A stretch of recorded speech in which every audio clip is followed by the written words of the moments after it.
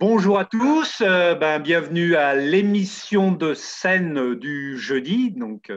Une fois par semaine, on vous prépare une petite vidéo, alors parfois en direct, parfois en différé, parfois sur un thème un petit peu particulier, comme la dernière fois, c'était sur la bibliothèque et les textes disponibles à la FFTA.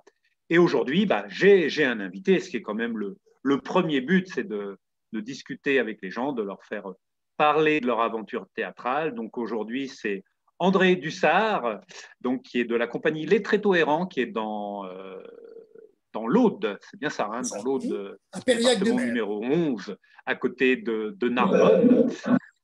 Donc voilà, donc il va nous parler un petit peu de sa carrière théâtrale, comment il a démarré, jeune, moins jeune, de sa compagnie et puis de son actualité du moment, quoi. Voilà. Donc on te laisse la parole, André. Donc dis-nous tout.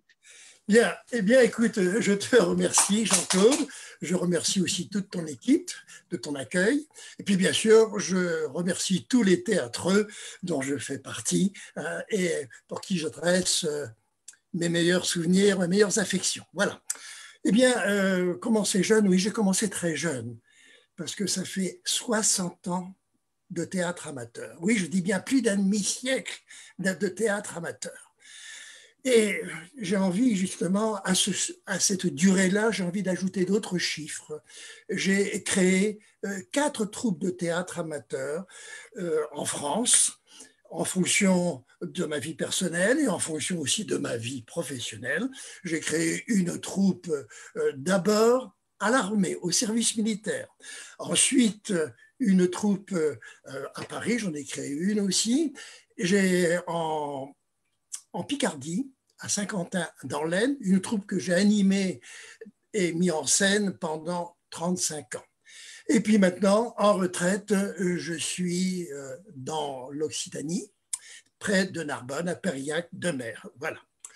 Donc, voilà ces chiffres. J'ai mis en scène à peu près 500 théâtres amateurs, des débutants pour la plupart, au début. Et puis, bien sûr, à force de mettre en scène des auteurs tels que Anouilh, tels que Pagnol, tels que Guitry, Feydeau, eh bien, on a un jour ou l'autre, je crois que tu connais ça aussi, Jean-Claude, des démangeaisons aussi d'écrire. Et j'ai écrit à ce sujet-là 4 pièces pour mon équipe de comédiens, 4 pièces, et puis 2 comédies musicales où le théâtre s'est associé, pour une grande joie aussi, beaucoup de problèmes, à des chanteurs lyriques, avec un orchestre, avec des danseurs pour des comédies musicales dédiées à Mozart et à Offenbach. Voilà. Voilà un petit peu mon curriculum vitae. Tout ça pour vous dire que c'est une longue expérience, pas pour en tirer quelconque, quelconque gloriole, bien au-delà. C'est pour dire que j'ai une cette expérience avec tout ce que ça comporte, des réussites que je veux bien croire, mais aussi des maladresses et puis aussi des échecs. Voilà. Voilà ma présentation globalement à travers quelques chiffres.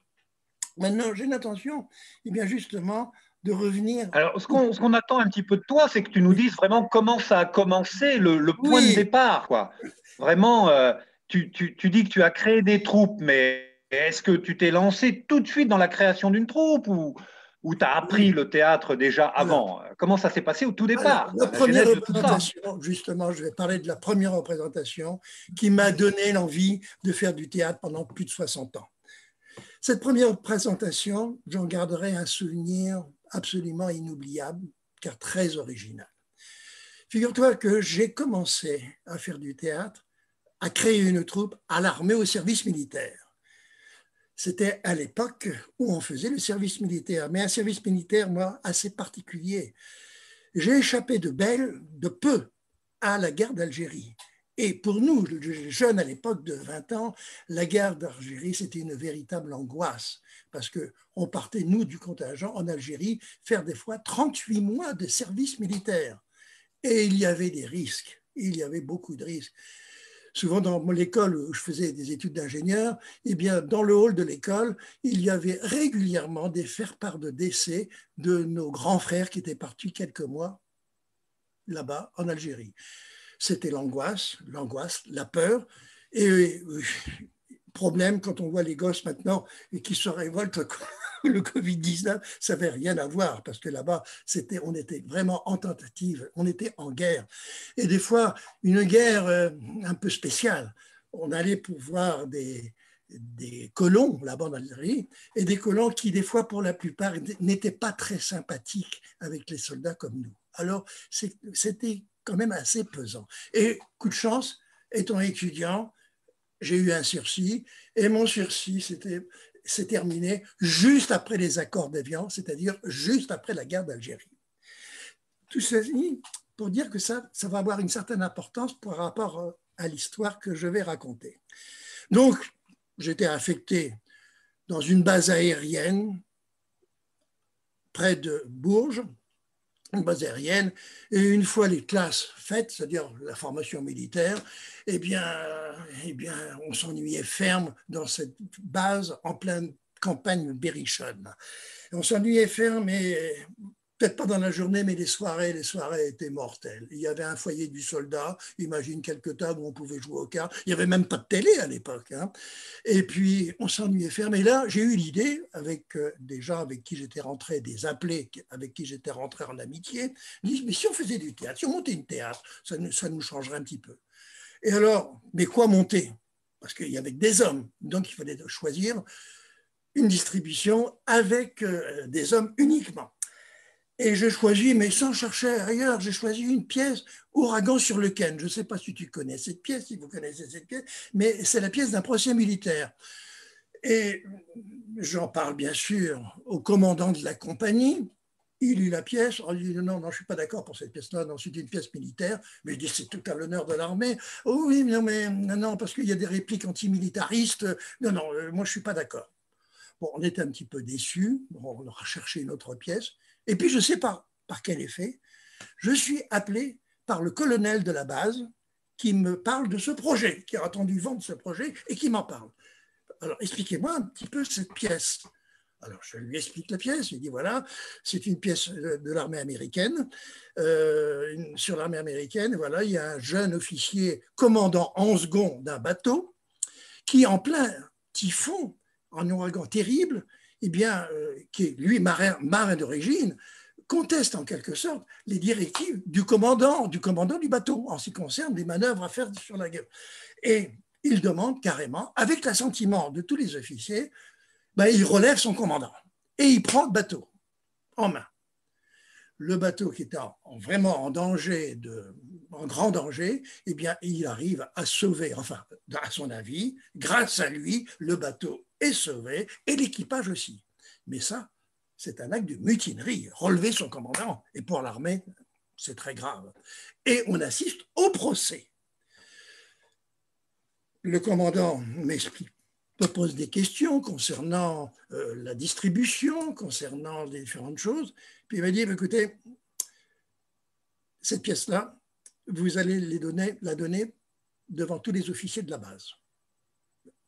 Et on verra ultérieurement si vous pourrez la jouer devant les hommes de troupe au foyer du soldat. Tous les officiers de la base, bon, nous, petits bidasses, déjà, bon, c'était très intimidant.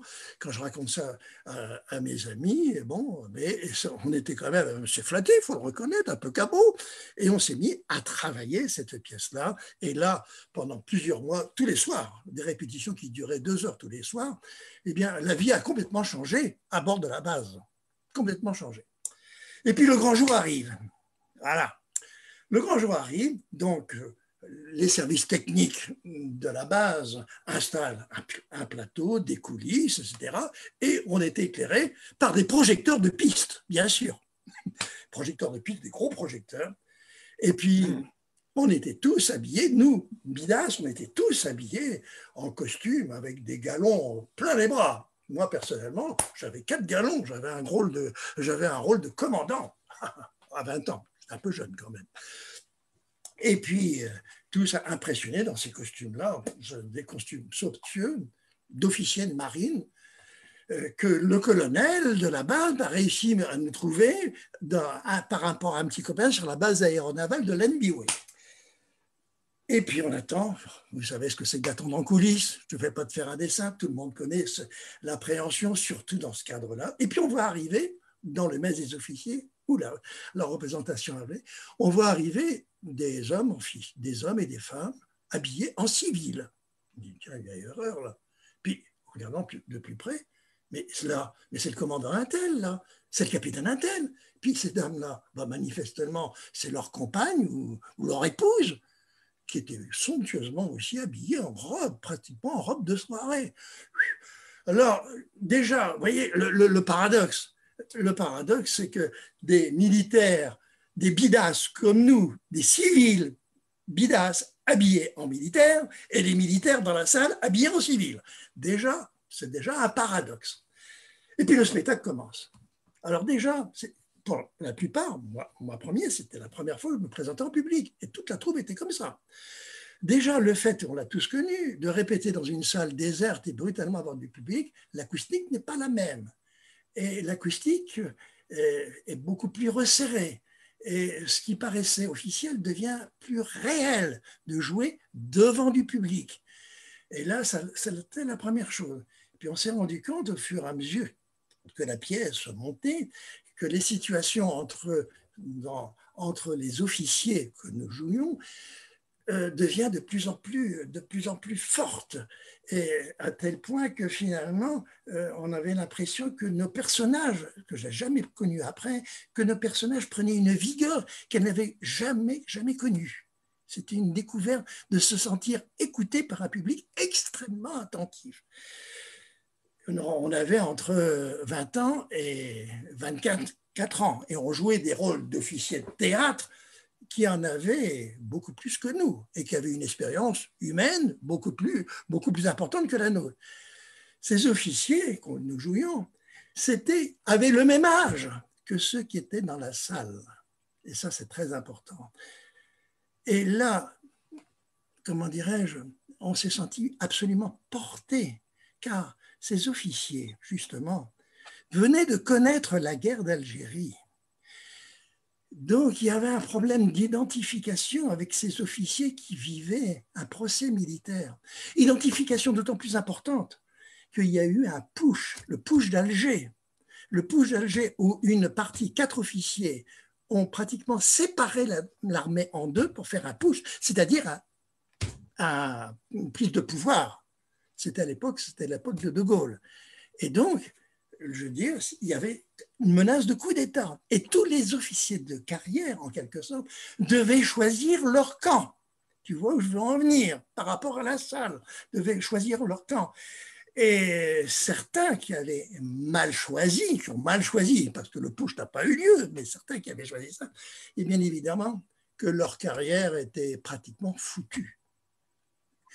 Leur carrière était. Donc, le jeune lieutenant-colonel sortant de l'école militaire de l'air, le jeune lieutenant-colonel, je crois qui avait 40 ans ou 45 ans à l'époque, il était condamné à rester dans son grade jusqu'à la fin de sa carrière. Donc, des carrières ont été brisées. Donc, tout ça pour te dire qu'il y a eu, que je n'ai jamais connu un phénomène d'identification entre la salle et nous. Pratiquement, nous étions devenus eux, et eux devenaient nous, tu vois.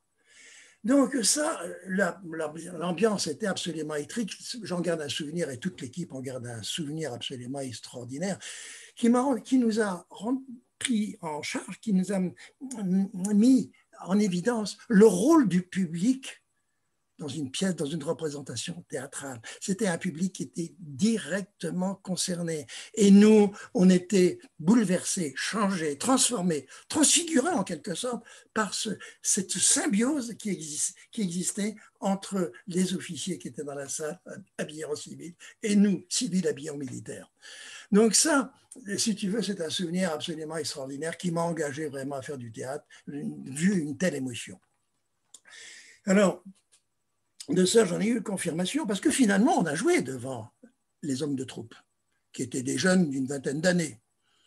Bon, bien sûr, la pièce n'a pas du tout eu le même effet. On l'a joué, bon, bien sûr, mais c'était pas du tout l'atmosphère ressentie. Par contre, quelques mois après, nous montions 12 hommes en colère. Je ne sais pas si tu connais la pièce, 12 hommes en colère, mais c'est une pièce où il n'y a qu'effectivement que des hommes. Et c'est aussi une affaire d'un conseil de jurés, le jury du tribunal qui se réunissait. Et là, ça les concernait directement parce qu'il s'agissait d'un jeune qui était accusé de meurtre. Et là, ils étaient directement concernés. Par contre, les officiers qui sont venus après, bon. Donc ça nous a fait prendre conscience du rôle qu'a le public vis-à-vis de la représentation.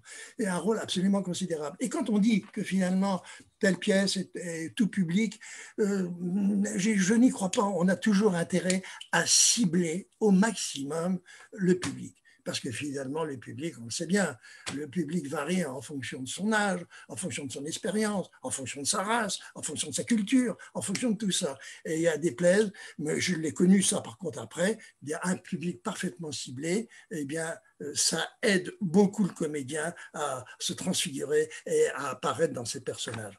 Alors, d'autres publics, comme je l'ai dit un petit peu cette conversation sur le public, comme tu me l'as demandé, eh ben, j'ai eu, comme à l'inverse, j'ai eu au cours de ma carrière de théâtre amateur, j'ai eu des expériences absolument que je conseille à personne et que je préviens tout le monde. Une fois, on a été invité à animer un comice agricole, une fête de comice agricole, de banquet de comice agricole, là-bas en Picardie. D'abord, c'était un banquet, surtout à éviter. Il ne faut pas jouer avec des gens qui mangent, c'est pas la peine. Mais là, en plus, la pièce avait lieu à 8h30, 9h, quoi. Mais il y a eu un apéritif qui a commencé à 6h30. Il y a un apéritif bien arrosé, avec plus de 150 personnes à peu près, bien arrosé. Inutile de le dire, quand on est rentré dans la salle, il y avait un boucan absolument épouvantable. Alors, on avait choisi une petite pièce de théâtre de Jean Anouilh, l'orchestre, une très bonne petite pièce qui était rodée, qu'on avait déjà joué plusieurs fois. Mais là, alors les comédiennes, parce que ça accueille que des femmes, cette pièce-là, elle donnait de la voix au maximum, mais ça passait pas. C'était pas possible, c'est un brouillard. Même une gare, même la gare du Nord ou la gare de Lyon en plein public, en pleine vacances, il n'y a pas ce bruit-là. Mais là, c'est absolument épouvantable. Les organisateurs, j'étais en régie, les organisateurs viennent me voir, et puis moi aussi, je les ai très mal accueillis, mais écoutez, c'est pas possible, demandez silence, c'est pas possible. Elle s'est poumonée, les pauvres. Bon. Et finalement, mais vous devriez prendre des micros. Mais je dis, non, des micros, ça ne ferait que rajouter du bruit au bruit. Et puis, ça a continué pendant 5 minutes. Et là, j'ai pris la décision de monter sur la scène. On a arrêté tout. On a démonté tout le décor et on est parti. Alors là, c'est l'échec aussi cuisant, et ne pas aller au comice agricole, mais surtout jouer après un apéritif de 2 heures, ce n'est pas à faire parce que les gens sont excités par l'alcool. Parce que des bouteilles de champagne, il y en avait en pagaille. Bon, par contre, j'ai connu aussi des expériences originales au point de vue public. Eh bien, j'ai eu l'occasion de jouer La guerre de Troie n'aura pas lieu, pièce grand classique de Jean Giraudoux. Grand classique est une pièce qui, à partir de l'histoire d'Homère, la guerre de Troie, eh bien, Jean Giraudoux a fait une pièce entre les deux guerres, entre 14-18 et 39-45, qui annonçait, à partir de ce thème-là, qui a annoncé la Deuxième Guerre mondiale, la montée d'Hitler, etc.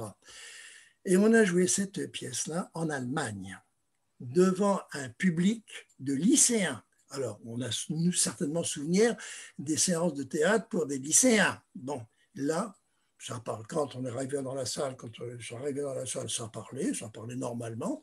Mais quand on a commencé, une pièce de 2 heures, en français, une pièce étrangère pour notre public, ils ont écouté avec un silence absolument respectueux de toute la scène. Pourquoi? Parce que là aussi, on connaît la discipline allemande, mais c'est que la pièce avait servi pendant toute une année scolaire dans les différents lycées de Kaiserslautern, avait servi à toutes les classes de français, à l'époque où le français était première langue. Hein. Maintenant, c'est devenu l'anglais, bien sûr. Donc là aussi, on avait affaire à un public très ciblé, très concernés et qui ont suivi cette pièce de 2 heures, une pièce de texte, hein, il n'y avait pas beaucoup de mise en scène à faire, une pièce de texte, sinon qu'on avait établi pour montrer, au point de vue mise en scène, pour montrer la différence entre les Troyens et les Grecs, on avait imaginé un plateau avec un damier de jeu d'échecs. Pour montrer la fatalité, en quelque sorte, de la rencontre entre les Grecs et les Troyens, on a joué sur un grand échiquier, bon, qui montrait, et ça se termine bien sûr par un échec et mat. Voilà. D'autres publics extraordinaires, c'est on a joué à la prison de Laon. Oui. Ça va, je suis dans les temps. Oui. Donc, on a joué à la prison de Laon. Oh, tu sais, hein, ceux qui ont décroché décrochent et ceux qui restent restent. Hein, c'est pas un problème. Bon, d'accord. Bien, ça me rassure. On a joué devant un public de prisonniers. Mais l'organisateur, la personne qui nous a fait venir dans cette prison, on a signalé, vous savez, ça tombe un dimanche, j'en ai parlé, mais ça tombe à l'heure de la promenade, ça m'étonnerait que vous ayez beaucoup de monde. Hein. Ne soyez pas déçus si vous n'avez pas grand monde dans la salle. Bon, déjà, grande surprise, on arrive, la salle était pleine. Personne, parmi tous ces prisonniers, avait choisi le théâtre par rapport à la promenade. Bon, ça, finalement, c'est un événement qui, en soi, nous a tous marqués et qui te marque également, certainement. Et bien sûr, c'était une pièce quand même ciblée. C'était une pièce de Félicien Marceau qui s'appelle L'œuf. Et c'est une comédie. Hein. Et dans cette œuvre, il y a un crime, bien sûr, il y a un meurtre. Et là aussi, les prisonniers, les détenus, eh bien, se sentaient un peu, les jeunes détenus, parce que la moyenne d'âge était quand même malheureusement très élevée, et les jeunes détenus se sentaient concernés. Et ça a marché formidablement bien. Je citerai des exemples à l'étranger. Je citerai une pièce de Sacha Guitry qu'on a donnée en Espagne, dans la ville jumelle de Saint-Quentin. Et là, c'était une maison des jeunes où il y avait des cours de français. Et en arrivant pour installer le décor, la prof de français est venue. Vous savez, si vous avez un problème dans les rôles, eh bien, on est prêt à vous remplacer. J'ai trouvé ça assez original. Voilà. Donc, ça, c'est un peu les publics extraordinaires. Puis, je dois dire aussi que ça apprend le public à analyser les réactions du public, il y en a 3 à ma connaissance. Il y a le silence, bien sûr, et il y a le rire, puis il y a les applaudissements. C'est les 3 réactions du public. Bon, le silence, ça peut être encourageant de se sentir écouté. Mais le silence aussi dans une salle, ça peut être les prémices d'un ronflement. Hein. Bon, ça peut arriver aussi. Donc, il faut aussi ne pas se faire trop d'illusions sur le silence. Alors, quand on rit, on est un peu cabot. S'il y a 10 personnes qui rient sur un effet dans la salle, on s'imagine qu'il y en a 100 qui rigolent, alors qu'il n'y en a que 10. Les gens qui ne rigolent pas, on ne les entend pas. Et là aussi, on a tendance à amplifier les effets du rire. Et là, on tombe tous dans le piège. Donc, ce n'est pas toute une salle qui rit, très rarement une salle qui rit en totalité. Il y en a toujours qui ne rient pas. Le problème, c'est la proportion entre les gens qui rigolent et les gens qui ne rigolent pas. Et ça, c'est très difficile à définir. Et puis, il y a les applaudissements. Alors, les applaudissements, ça aussi, si on attend des applaudissements et qu'ils ne viennent pas, ça peut nous déstabiliser, surtout les débutants. À la première, il y a la famille qui est là, ça applaudit pour rien, ça applaudit à chaque changement de tableau, à chaque arrivée de comédien, on sait ce que c'est, ça applaudit. Quand on joue à l'extérieur, où on n'est pas connu, les rires ne sont pas les mêmes, c'est évident. Les rires sont beaucoup plus sobres. Et aussi, il faut apprendre à ne pas se laisser démonter par l'absence d'applaudissements. Bon. Puis, je veux dire que les applaudissements, on va dire que vous l'avez connu aussi. À la fin d'un spectacle au Salut, on applaudit toujours. C'est évident. On applaudit toujours, soit parce qu'on est content, le public, la pièce était bonne, c'était bien joué, etc. Ou on peut aussi applaudir parce que c'est enfin terminé. Ça aussi, on peut le vivre. Bon. Donc, il faut, à mon avis, être assez comment dirais-je, vigilant en ce qui concerne les réactions du public. Alors, il y a autre chose aussi, toujours en parlant du public, je ne sais pas pour toi ou ceux qui nous écoutent. J'ai pris l'habitude depuis pas très longtemps, depuis quelques années, bon, d'accueillir le public. C'est normal, d'accueillir le public. Et ce n'est pas le moment, à mon avis, de remercier le maire, monsieur le curé, etc., tout le bazar. Non, on accueille le public, on les félicite d'avoir venu malgré la neige, malgré le froid, malgré, etc. On s'adresse au public, on le remercie d'être venu. Mais j'ai pris aussi l'habitude de faire une sorte de petite bande-annonce sur le spectacle, ou tout au moins de poser les points d'interrogation. Alors, une bande-annonce, et puis peut-être même expliquer la mise en scène, parce qu'on s'est rendu compte, peut-être toi aussi, que l'attention du public est une denrée rare. Il faut tenir l'attention du public. Et il y a des pièces dans la mise en scène, et je pense à la pièce Zo de Vercors, je ne sais pas si tu connais cette pièce-là, mais l'auteur a pris le principe qu'on utilise couramment au cinéma, c'est faire des retours en arrière, de parler au présent, mais aussi de parler à l'imparfait. Et des flashbacks, en quelque sorte, au cinéma, c'est très courant. Et la pièce de Vercors, Zo, eh bien, utilise ce procédé-là. Et je pense utile aussi de dire au public, attention, vous allez voir des scènes qui tantôt sont au présent, tantôt au passé. Et puis aussi de donner les grands points d'interrogation. Là, vous allez voir un procès militaire. La question est de savoir qui a raison. Et peut-être à la fin, on vous posera la question par rapport au verdict qu'a rendu le public, êtes-vous d'accord? Bon, de rendre un côté interactif pour préparer, faire une sorte d'apéritif par rapport à la pièce. J'ai pris, je ne sais pas toi si tu le fais, mais j'ai pris cette décision de parler au public, de parler du public. Il ne s'agit pas d'annoncer l'intrigue, bien évidemment, mais je crois que je l'ai fait et je suis prêt à continuer à le faire parce que je sens que c'est nécessaire par rapport à l'attention des spectateurs. Bon, alors ça, je voulais vous dire ça, et puis aussi parler de la fréquentation des publics. Bon, ça, nous, théâtreux, on a connu des salles pleines, puis on a connu des salles désertiques. Ça arrive à tout le monde, c'est arrivé à Molière, hein, de jouer devant très peu de monde. Là aussi, il faut pas, surtout nous, amateurs, on n'en vit pas quand même, parce que j'ai eu une expérience de participer à un spectacle de comédien. Je ne me rappelle plus de la pièce, c'est une pièce de Feydeau. Pas la dame de chez Maxime, non, enfin bref, peu importe.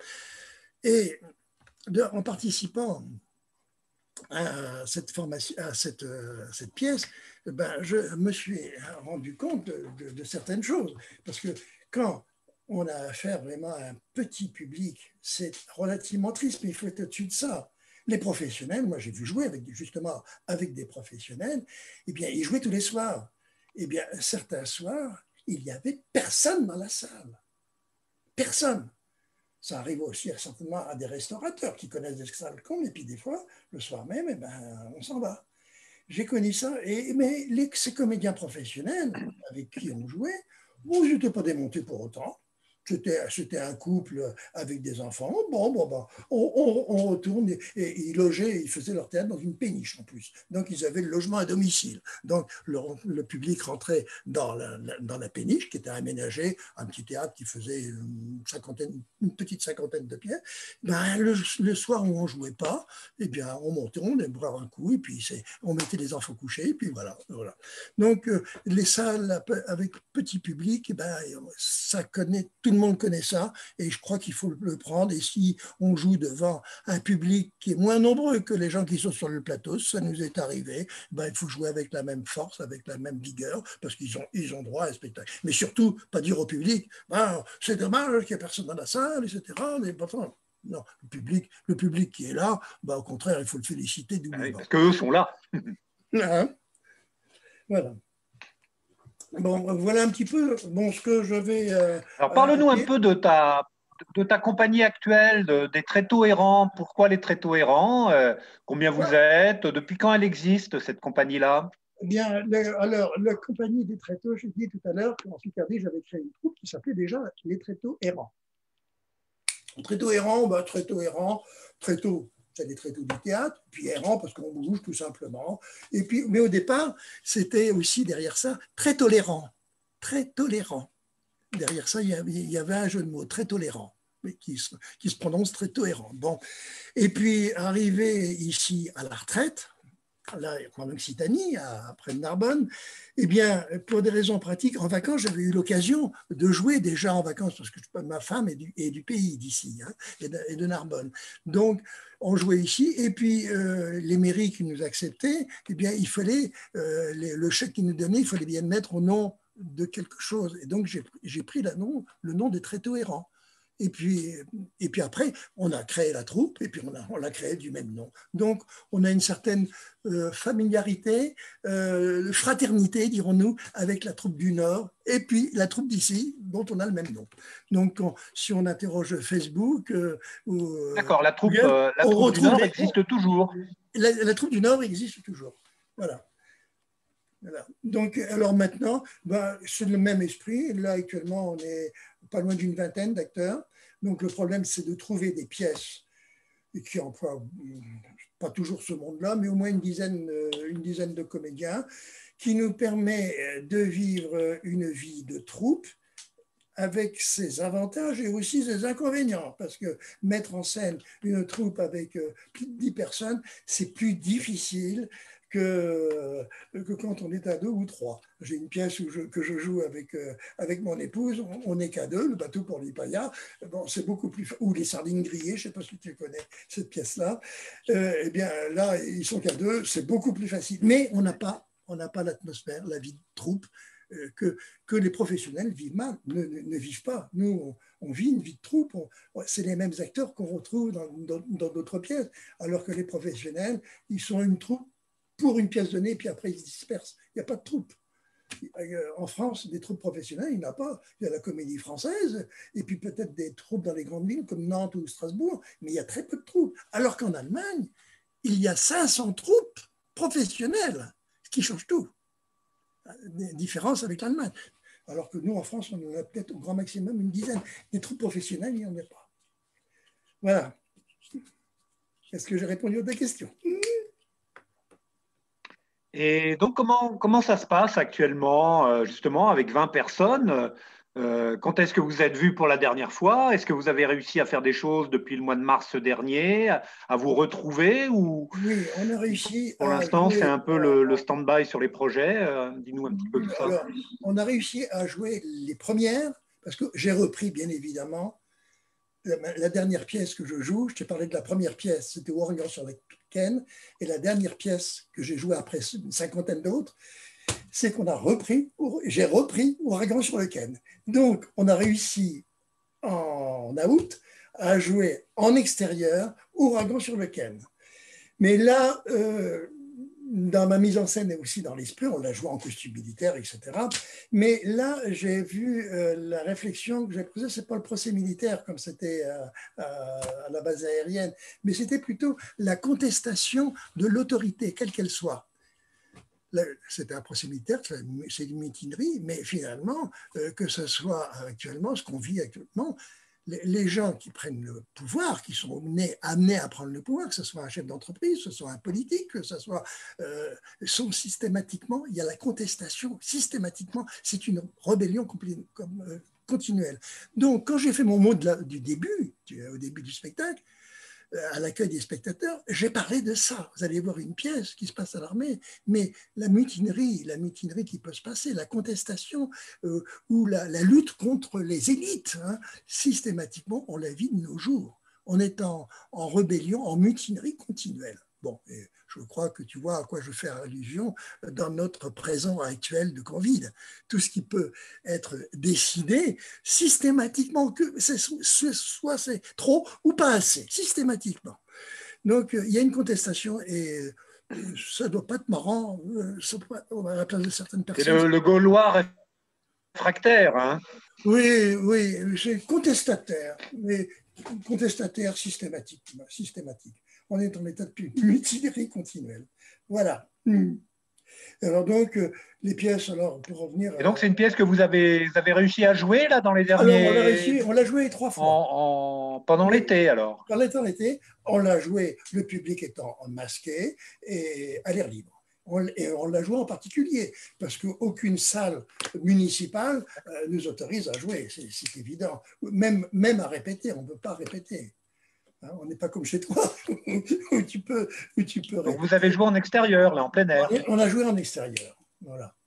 On a joué en extérieur et on a réussi à reprendre en extérieur. On a notre répertoire Knock, par exemple, le docteur Knock, on l'a en extérieur. Et puis on a également une pièce que j'ai adaptée, et qui s'appelle Volpone, une adaptation qui m'a pris plus de temps que si je l'avais écrite. Parce que adapter une pièce, c'est pas évident. Mais ça marche bien. Voilà. Voilà.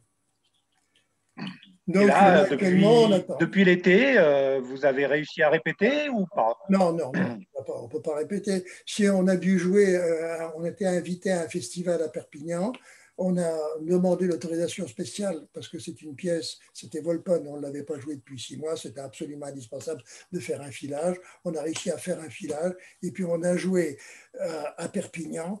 Et on a joué à Perpignan à un festival qui devait durer 5 jours. On a joué le troisième et dernier jour. C'est-à-dire que les 2 dernières représentations n'ont pas eu lieu parce qu'il y avait le confinement. Voilà ce qu'on a vécu. Là, bon, nous qui sommes amateurs, on n'a pas 3 semaines, mais je plains quand même les professionnels. Hein. Il faut reconnaître que, bien qu'ils sont aidés, hein, il y a quand même, ce qu'on ne trouve pas en Allemagne, par exemple, il y a les intermittents du spectacle. En Allemagne, on ne connaît pas ça. Mais ils sont tous, beaucoup de troupes, les 500 troupes, ils sont payés comme des fonctionnaires. Hein, ils sont payés systématiquement. Hein, qui jouent ou qui ne jouent pas. Voilà un petit peu la différence qui existe. En France, tout le monde joue. Même, je ne sais pas si des gens qui, quand ils viennent à ne pas jouer, des grandes vedettes, je ne sais pas, je pense à Arditi, etc., est-ce qu'ils touchent quand même l'intermittent du spectacle quand ils ne jouent pas? C'est la question que je me suis posée. Parce que lui, il ne doit pas, des grandes vedettes comme ça, ils ne doivent pas attendre après. Normalement, s'ils ont fait leurs heures et qu'ils ont des périodes de chômage, ils ont droit à l'intermittence, quoi. Après, certains n'en profitent pas parce qu'ils se disent que, bon, voilà, déjà, ça va, quoi. Ils sont bien payés. Donc, il en profite. Hein. Ne demandent pas l'intermittence, ça va être dédommagé, quoi. Voilà, Jean-Claude, un petit peu ma vie de... Et donc, les projets, difficiles de se projeter dans l'avenir avec toutes les annonces qui arrivent, qui se contredisent.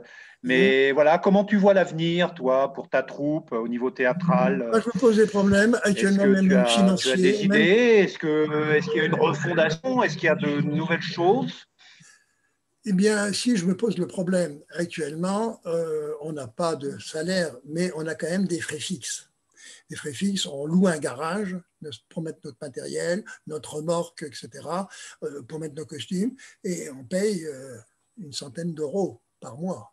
Plus, bien sûr, les adhésions. Les adhésions, on a pris l'habitude, quand des associations nous accueillent, on a pris l'habitude de cotiser, de prendre une adhésion à leur association. Symbolique, mais pour monter une certaine fraternité entre nous, toutes les troupes qui nous accueillent. Bon, ça, donc ça fait des frais fixes, des assurances, l'adhésion à la FSTA, bon, ça fait des frais fixes qui sont importants pour notre budget. Et là, j'étais dans l'obligation de demander aux sympathisants, aux adhérents anciens et actuels, de faire quelque chose, faire une quête. On a réussi à récolter quelques 1000 euros, hein, 1000 euros. Bon, ça va nous permettre d'assurer les frais pour cette année. Bon, même si on ne joue pas, je prends l'hypothèse de ne pas jouer du tout cette année, quitte à accueillir une bonne surprise. Bon, voilà. Je ne serai pas déçu, je serai heureusement surpris si on joue cette année. Si ça continue, je crois qu'il faudra être sérieux et peut-être arrêter l'association. Ça, on est un peu. Je ne vais pas demander la quête. Je pense qu'il faut vivre d'espoir aussi. Hein. Bon, oui, on va vraisemblablement vers des jours meilleurs, mais bon, voilà. Quoi. Mais je préfère. Et tes comédiens, en fait, tu gardes le lien avec la vingtaine de comédiens? Comment ça se passe, le lien avec les comédiens actuellement? Oui. Ne répétez pas, mais bon, est-ce qu'il y a un lien? Oui, là, actuellement, le lien est assez distendu. Mais quand on a monté les premières représentations d'Ouragan sur le Ken, on avait des répétitions au téléphone. Pas comme ça, mais ça tombait bien parce que c'est une pièce de tribunal, donc il y avait beaucoup de dialogues. Rarement plus de 3 personnes en scène.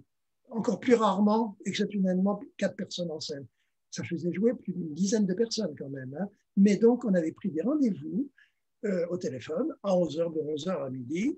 Bon, on se réunissait, des rendez-vous. Moi, je jouais le rôle d'un avocat. Ben, je prenais rendez-vous avec mes témoins et avec l'accusé. Bon, donc, et celui qui faisait le procureur, pareil, on avait des rendez-vous différents d'animateurs. Donc, je peux t'assurer que si je téléphonais à 11h, le téléphone ne sonnait qu'une seule fois. C'est-à-dire que les gens attendaient le coup de téléphone. C'est moi qui fixais le rendez-vous et les gens attendaient le téléphone. Ce n'est qu'une fois, c'est tout. Donc, il y avait, la répétition durait facilement plus d'1 heure. Et ça nous a servi, entre parenthèses, ça nous a bien servi parce que de ne pas se voir, de donner son texte comme ça sans se voir, ça nous permettait de prendre des habitudes d'articulation, de ponctuation, de silence. Les silences étaient beaucoup plus marqués par l'absence de vision. Ça, c'est curieux du reste. Voilà. Donc, c'était une expérience assez intéressante. Et ça nous a, pendant tout le confinement, le premier confinement du mois de mars, ça nous a permis d'entretenir le contact chaleureux. Et tout le monde s'attendait. Voilà. C'était sympa. Non, on a arrêté, on n'a pas de chantier. C'est intéressant ce que tu dis là par rapport au fait de ne pas se voir, répéter sans se voir en étant au téléphone. Il y en a aussi qui ont répété avec des masques. Et donc, ça a développé aussi la gestuelle, oui. Le fait de répéter avec le masque. Oui. Donc, on est beaucoup plus expressif par l'attitude, par le geste. Et voilà, ça fait un travail intéressant aussi. Alors, au bout d'un moment, le masque, ça saoule, quoi, c'est sûr. Mais bon, ça permet d'autres types d'exercices aussi, une autre façon de répéter. Donc, voilà, oui, c'est pas désagréable, hein, mais ça nous a permis de tenir la morale. Mais là, actuellement, pas de chantier actuellement. Et vous avez des chantiers, vous, de votre côté? D'accord. Oui, oh, bah, c'est pas là qu'on va en parler, on en parlera après. Moi, j'en ai parlé effectivement dans des émissions précédentes. Voilà, moi, je laisse la place à l'invité, là. Bah, écoute, merci André hein, de nous avoir consacré de ton temps pour nous parler de cette expérience très originale avec des militaires, un peu avec l'armée en filigrane, un peu tout au long de ta carrière, pour revenir à la première pièce que tu avais montée devant des militaires. Donc, c'est vrai que c'est original, c'est intéressant. Et voilà, une expérience encore différente, en espérant que ça a plu à nos spectateurs donc qui peuvent retrouver cette vidéo sur Facebook, sur la page Facebook de la FFTA, sur Réseau Théâtre, notre réseau social des amateurs de théâtre, réseauta.cduthéâtre.fr, et sur la chaîne YouTube de la FFTA Théâtre. Donc voilà, 3 endroits où vous pouvez vous connecter pour avoir tout ça, quoi. Et puis, dans les prochaines semaines, de nouveaux invités. Il y aura certainement d'ici quelques temps une spéciale technique, comme il y a eu une spéciale texte et bibliothèque. Je vous ferai une vidéo spéciale concernant le matériel de théâtre, les projecteurs, ce qu'on appelle des blocs de puissance, des gradateurs, des consoles lumière. Voilà, donc pour une initiation, on va dire, à ce que peut être la lumière et ce que ça représente dans le cadre d'une pièce. Voilà, comme je disais la dernière fois sur la vidéo de la bibliothèque, le texte est une partie importante d'une pièce, mais voilà, il y a aussi la mise en scène, le jeu des comédiens, et la lumière est une partie importante. Alors, une partie que j'avais oubliée la dernière fois, c'est une partie importante aussi d'une pièce, d'une représentation, c'est le public, comme tu l'as si bien abordé. Et c'est vrai qu'une pièce n'est pas pareille d'un jour à l'autre. Alors, en fonction des comédiens qui jouent, bien sûr, mais en fonction du public aussi qui assiste à la pièce. Et ça, voilà, quand on joue plusieurs fois de suite, on peut s'en rendre compte que le public est différent, quoi, à chaque fois. C'est ce qui est magique, c'est ce qu'on appelle le spectacle vivant, quoi. Donc, il ne me reste plus qu'à te remercier, André, et puis à se donner rendez-vous un de ces jours en vrai, quoi. On n'est pas si loin, hein, l'Isère et l'Aude, bon, c'est à quelques heures de route, donc on aura l'occasion de se croiser. Donc, merci à toi.